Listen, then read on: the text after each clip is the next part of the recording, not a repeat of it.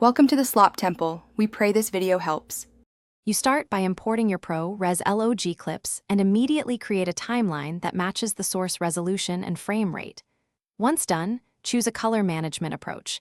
DaVinci Wide Gamut for ACES-style workflows or leave Rec. 709 if you plan a manual grade.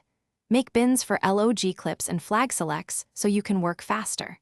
Then apply basic clip metadata and name tracks clearly. This speeds editing and ensures color steps later line up with the original camera exposure.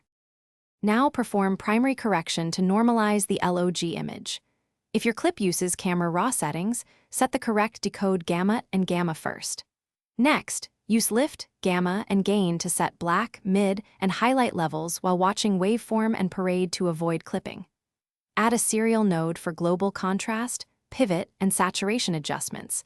This gives a stable base for later color work. Make small moves. LOG responds nonlinearly, so you preserve highlight, roll, and shadow detail for grading. Finish by isolating elements.